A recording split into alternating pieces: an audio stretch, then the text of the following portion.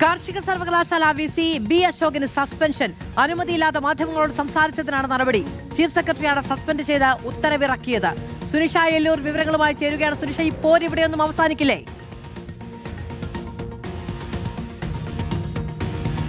മധു, അങ്ങനെയൊന്നും അവസാനിക്കില്ല എന്നുള്ളതാണ് ഇപ്പോൾ മനസ്സിലാക്കാൻ കഴിയുന്നത്. തെരഞ്ഞെടുപ്പ് ഫലം വരാൻ ഒരു 3 ദിവസം ബാക്കി നിൽക്കുകയാണ്.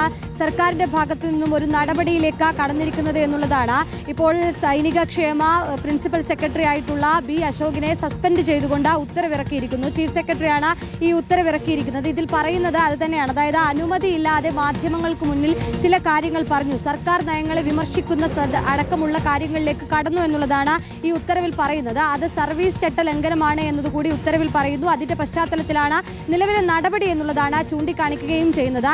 ഒരു പോഡ്കാസ്റ്റിൽ കൊണ്ട് രാഷ്ട്രീയ പ്രസ്താവന നടത്തുക, സർക്കാർ നയങ്ങളെ വിമർശിക്കുക, അത് ശരിയല്ലാത്ത നടപടിയാണ്. അത് സർക്കാർ സംവിധാനത്തിന് കീഴിൽ ജോലി ചെയ്യുന്ന ഒരു ഉദ്യോഗസ്ഥൻ എന്ന നിലയിൽ പാടില്ലാത്തതാണ്, സർവീസ് ചട്ടലംഘനമാണ് എന്നുള്ളതാണ് ഇതിൽ ചൂണ്ടിക്കാണിക്കുകയും ചെയ്യുന്നത്. അതിന്റെ പശ്ചാത്തലത്തിലാണ് നിലവിൽ ഇപ്പോൾ ഒരു സസ്പെൻഷനിലേക്ക് കടന്നിരിക്കുന്നത് എന്നുള്ളതാണ്. ഇപ്പോൾ ബി അശോകുമായുള്ള വൃത്തങ്ങളോട് സംസാരിക്കുമ്പോൾ പറയുന്നത് ഇതൊരു അസാധാരണമായ നടപടിയാണ് ഉണ്ടായിരിക്കുന്നത് എന്നുള്ളതാണ്. സർക്കാർ ഇത്തരത്തിൽ ഒരു തെരഞ്ഞെടുപ്പ് പെരുമാറ്റച്ചട്ട ലംഘനം നിൽക്കെ എങ്ങനെയാണ് ഇത്തരം ഒരു തീരുമാനത്തിലേക്ക്, സസ്പെൻഷൻ അടക്കമുള്ള വലിയൊരു തീരുമാനത്തിലേക്ക് കടക്കുക എന്നുള്ളതാണ് ബി അശോകിന്റെ അടക്കം അതുമായി അടുത്തു നിൽക്കുന്ന വൃത്തങ്ങൾ പറയുന്നത്. ഏതായാലും സസ്പെൻഷനിലേക്ക് എത്തിയിരിക്കുന്നു. ഈ ഉത്തരവ് ബി അശോകിന്റെ കയ്യിലേക്ക് എത്തിയിരിക്കുന്നു എന്നുള്ളതാണ്. പല ഘട്ടങ്ങളിലും പല പൊസിഷനുകളിൽ നിന്നപ്പോഴും ഇത്തരത്തിലുള്ള പ്രസ്താവനകൾ നടത്തുകയും നിശിതമായി തന്നെ സർക്കാർ സംവിധാനങ്ങളെ അല്ലെങ്കിൽ സർക്കാരിന്റെ ചില കാര്യങ്ങളെ വിമർശിക്കുകയും ചെയ്തിട്ടുണ്ട് ബി അശോക് എന്നുള്ളത് തന്നെയാണ്. കുറച്ച് ദിവസം മുന്നെയാണ് ഒരു മാധ്യമത്തിന് മുന്നിൽ ഇതേ രീതിയിൽ തന്നെ രാഷ്ട്രീയ പ്രസ്താവന നടത്തിയെന്ന് ചൂണ്ടിക്കാണിച്ചുകൊണ്ട്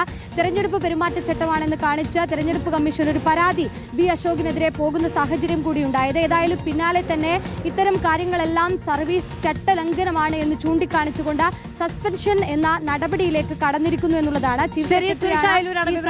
ബി അശോകിന് സസ്പെൻഷൻ.